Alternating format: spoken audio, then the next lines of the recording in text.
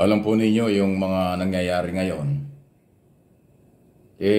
mas matindi pala itong Duterte supporters or DS kumpara dun sa Piklawan. Yun, masakit, no? Kita nyo, damay-damay na. Sila Chief PNP, ang dating ng kanilang salita, nadamay ang mga vloggers. Opinion ko po yan, ha? Nadamay ang mga vloggers. Ito naman, si Mike Abe, isang loyalista. Ito ang tingin ng loyalista. Ulitin ko. Ito ang tingin ng mga loyalista sa mga DDS. Sino ba yung mga loyalista? Yung mga Marcos. Yung mga Marcos, ito tingin sa mga DDS. Ano? Mas masahol pa ang DDS sa Dilawan. According kay Abe, tingnan natin ngayon.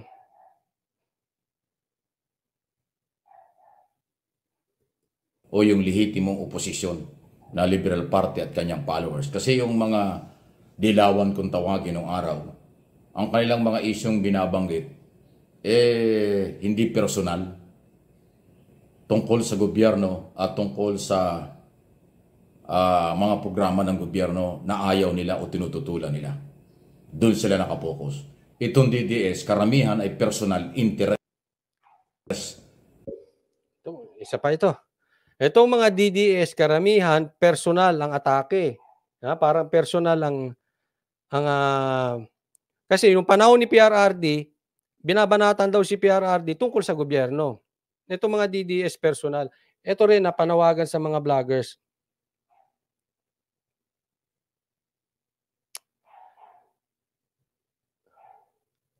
Tigil-tigilan natin. Kaya ako minsan di ko sinasakyan pag ang balita ay personal eh. Pag politika lang, politika lang. Politika lang. Wag na yung personal. Ha? Kung meron silang personal na problema, yun na yun. Kung walang kinalaman sa politika, itigil natin yun. Nakakahiya eh.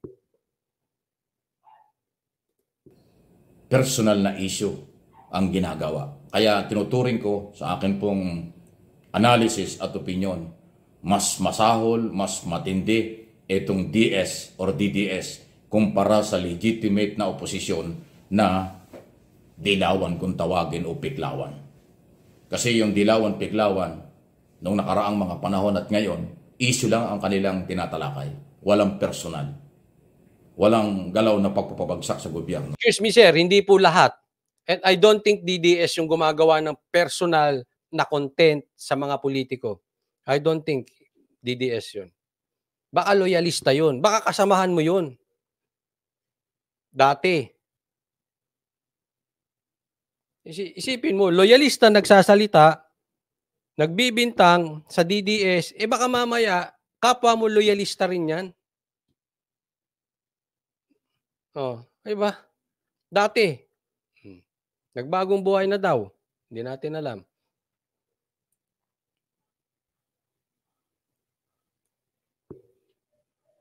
Sabi dito ni Rowena, hindi naman talaga DDS si Makanas, Maharlika at Bagong Lipunan. Hindi DDS yun, sir. Ha? Baka hindi mo alam. Imposibleng di mo alam, Brad. Kasamahan mo yan eh. Issue lang talaga. At yun ang tamang oposisyon. Tamang statement, issue lang. Itong DDS, puro personal, puro fake news, puro panggugol lang. Hindi ko nilalahat pero maraming ganun. Kaya Hindi po fake news. Sorry po. Hindi po lahat. Hindi po lahat nagpe-fake news. At hindi po DDS yun. sablay sila.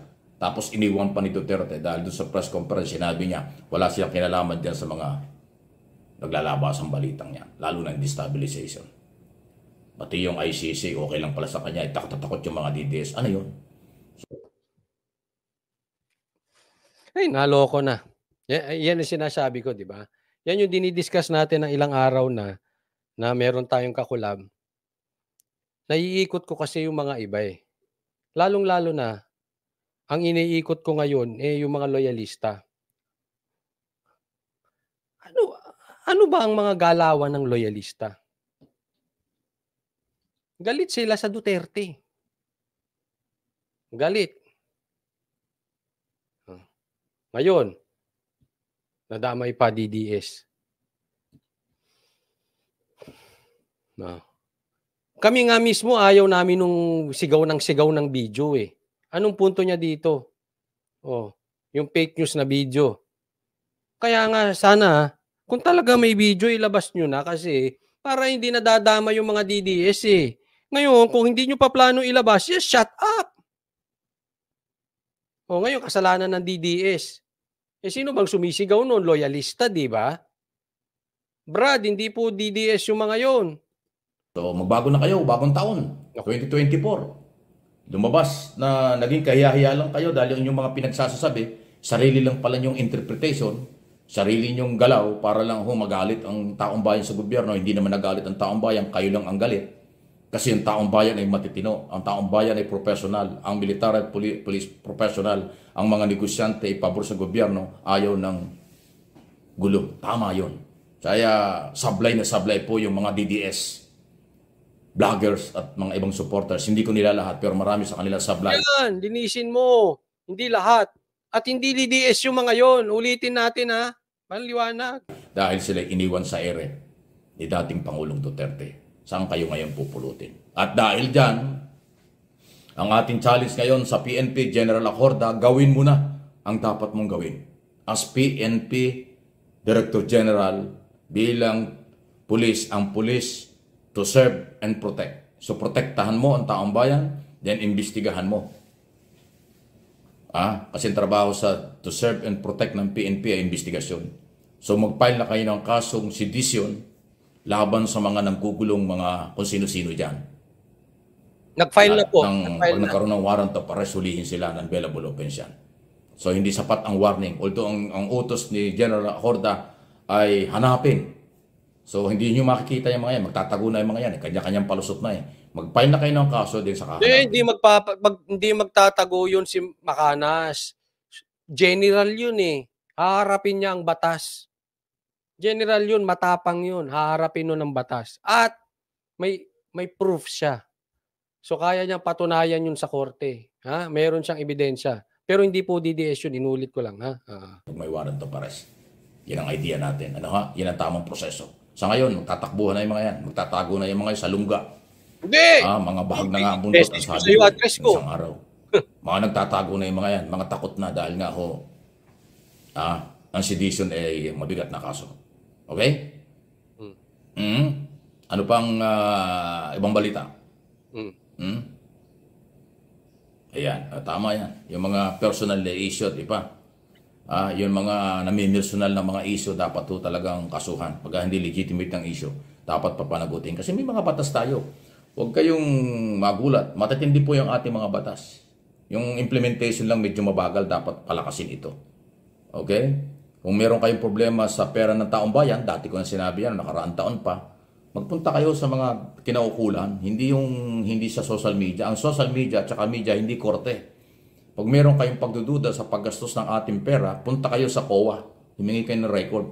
Sabi ni Maria, buwang ka Mike Abe kasi pinatalsik ka sa SMNI, yung loyalista at pinklawan halos magkakaparehas na. Tapos bakit mo isasali? Ay, nadamay na nga. Nadamay na ang DDS eh. Hindi na nga nila ma-distinguish eh. Ito yung laging sinisigaw nga ni Banat Bay. Bibiyakin ng DDS eh. Ngayon, akala ng ibang tao or alam naman ni Mike Abe na hindi DDS tong mga to. Pero sinasadya niya na sabihing DDS kasi imposible namang hindi niya alam. Kasamahan niya yun na supporter ni Marcos. Gusto lang niyang baratan siguro ang DDS. No? Hindi po DDS yun. Liwanagin natin. COA may binigay na record na talagang may something, may kalokohan sa pera. Dalhin nyo yung ebidensyang yan sa Department of Justice o sa Ombudsman. Kasuhan nyo. Ganun po ang dapat. Huwag dalhin sa social media. Walang mangyayari. Pag ang reklamo nyo ay puro sa social media nyo dinaan, may stress lang kayo. Walang mangyayari doon. Proper forum po. Rule of law ang kailangan. Kung halimbawa, mayroon kayong problema sa pera na ginagamit ng congressman. Ito, sabi ni Lloyd. Kasamahan ata si Mike Abe sa mga di umanong loyalistang bumaliktad ngayon na pumunta sa mga DDS. Yan. Dito, ito po ang ipagmamatyagan natin. Sino yung mga kasamahan na loyalista na bumaliktad na ngayon ay parang delicates? Tingnan nyo mismo yan, ha? O edi dalhin nyo sa korte yung inyong reklamo. Huwag sa social media, walang mangyayari doon. Kung meron kayong ebidensya na mali ang paggamit ng pera, punta kayo sa Office of the Ombudsman kasi anti-corruption yan, anti-graft yan. DOJ, Office of the Ombudsman ang pwede niyong puntahan. Yun po yung ating advice. Ano ha? Huwag sa media, huwag sa social media dahil magiging publicity lang yan. Gagamitin lang kayo ng mga may-ari ng channel para sila kumita, pero wala namang mangyayari yan. Dahil kasi hindi namang korte ang media at social media. Yun, tama si Mike Abe. Sabi niya, kung may reklamo kayo sa pera, sa paggastos ng kamera sa pera, wag daw sa social media, sa korte. Mike Abe, sana yung kaso rin ng SMNI sa korte dinala. Hindi sa Kongreso.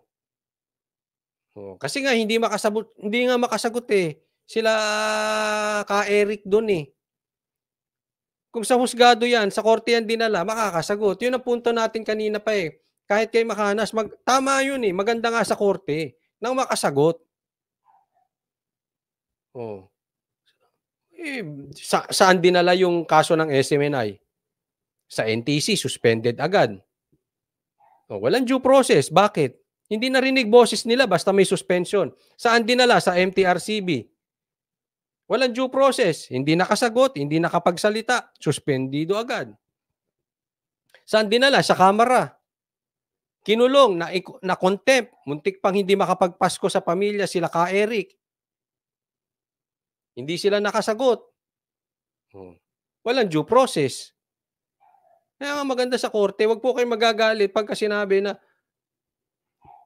dapat doon para makasagot ng maayos. Dalhin nyo doon sa sinasabi ko. Office of the Ombudsman, inuulit ko, Justice Department, at kung saan korte, kung saan nararapat.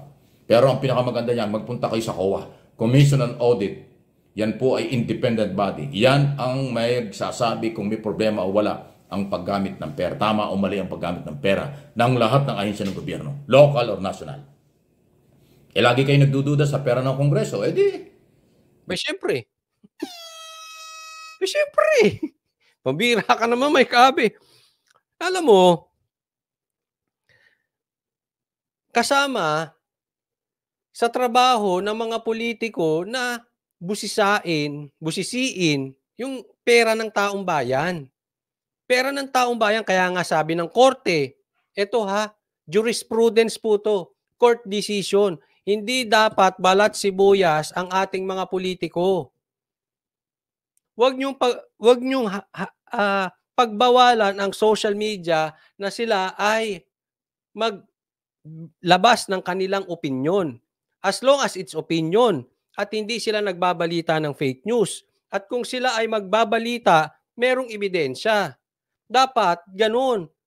Hindi yung pagbabawalan mo, sino ka ba? Naging diktador na kayo. Na ayaw nyo sa social media, hindi po, kasama po yun. Ang tawag po doon, Mike Abe, sa batas, freedom of speech. Kasama na po sa speech ang social media. Of course, with the guidelines na hindi ka mag-fake news. Babalik tayo sa ulit. Pag may sinabi ka, kailangan, pag nagbintang ka at fact yung sinabi mo, kailangan backup ka ng ebidensya. Naintindihan? Ganun yun. Salita ng Kongreso, ayaw niyo maniwala. Edi magpunta kayo sa COA. Ang COA, kung anong report ng COA, yun ang matibay na basihan. Kasi sila yung merong exclusive authority at responsibility na bantayan ng pera ng bayan. Yun po yun. Kung hindi nyo ginawa yan at naniwala kayo sa mga nanggugulo lang at naninira lang, ay pati kayo sasabit. Ayaw nyo kasi sumunod. Rule of law nga Rule of law ba kung sa social media dadalhin ang inyong inaing? Wala yan. Useless yan. Mag-iingay lang pero walang kahinat nga. Diba? Kaya kayo pinagtatawa na lang ng matitinong mga Pilipino. Kasi dinadaan nyo sa social media ang inyong reklamo, hindi naman ho kayo mabibigyan ng hustisya dyan. Kaya nga, ang kalayaan at hustisya ay dapat rule of law pinapairal. Dahil pag hindi rule of law, masasakripisyo ang kalayaan. Ang kalayaan yung magreklamo, dali nyo sa korte. Ang kalayaan yung mag-file ng kaso, dali nyo sa korte. Hindi niya naiintindihan yung freedom of speech. So lahat ng sasabihin, edi Mike Abby, pasara mo na. Pasara mo na ang YouTube. Pasara mo na rin ang Facebook. Hindi na pala pwede magsalita sa korte na lang eh.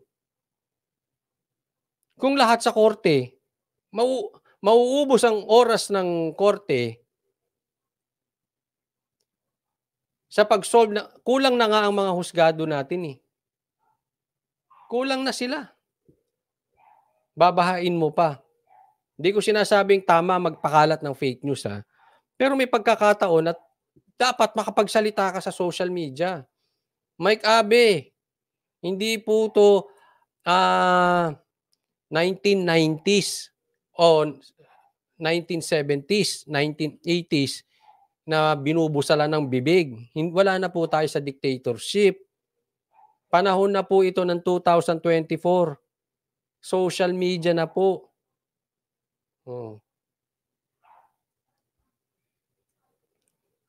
Parang hindi mo alam may Facebook ah. Pero pag yung inyong kalayaan ay ginamit nyo sa social media, garbage yan. Walang mangyayari dyan. Di ba? Para alam nyo. Kung hindi nyo alam, di alam na ho ninyo ngayon. Okay?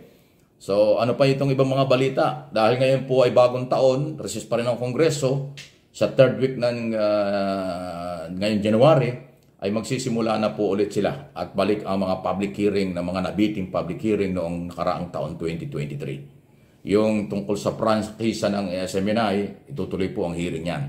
Yung tungkol doon kay Risa Ontiveros, tutuloy din po ang hearing yan. Yun ang sinabi nila. Schedule lang nga ng, kailan ba? January 23 yata sinasabing schedule. Di ba? Okay, ano pa ho yung iba nating mga balita? Sabi dito, ang haba ng message niya. Oli, sa pinagagawa mo, ngayon, gusto mo lang pagtakpan ng ginagawa ng mga kasamahan mong DDS. Hindi nga po sila DDS eh. Ayan ang sinasabi ko sa inyo, tigas ng ulo nyo eh. Loyalista sila. Pinagtatakpan ko raw yung mga ginagawa ng mga kasamahan kong DDS. Loyalista yon. Minumura nun si Duterte. Galit kay Duterte yon, mga yon. Ha? Kakainit ng ulo eh. Diyan sabi ko, damay-damay eh.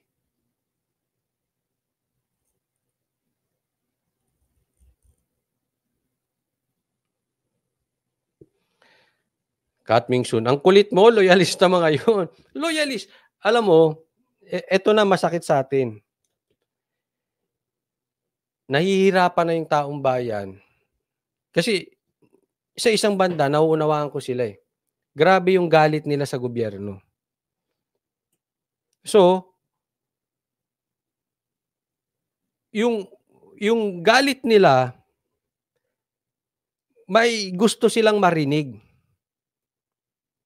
At pag narinig nila yung gusto nila na aayon sa galit nila sa gobyerno, hindi na nila nadi-differentiate kung kanino galing.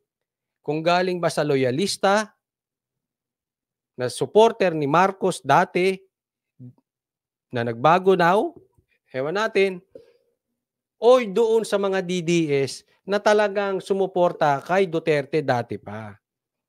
Ganyan ang mga tan-zombie, madaling makalimot sa kanilang tropa. At sila pa yung mabilis makalimot, pero sila naman yung mabilis mabola. Yun, niliwanag ni Rowena.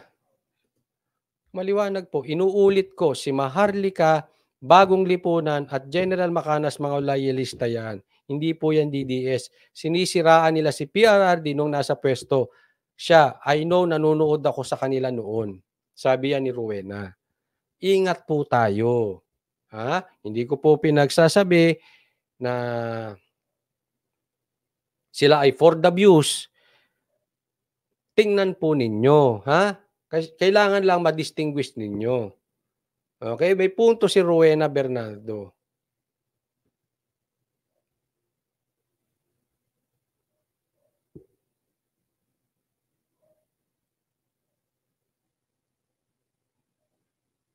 Sabi, Coach Oli, bakit yata ibang content mo ngayon? Ang i-content mo yung baho ng BBM. Di ba, kino-content ko? Ilang beses kong sinabi yung ICC? Ilang beses kong sinabi ibaba? Ako nga nagsasabi niyan, Alex Baliwag eh. Sinasabi ko, ibaba ang presyo ng bigas sa 20 pesos. Ngayon ka lang ba nakapunta rito? Lagi ko nga sinasabi, yan ang pukusan natin. Presyo ng bigas, yung pangako sa bigas, trabaho, ilabas yung audit. Ay tanso ata ito. O kakulto ka doon.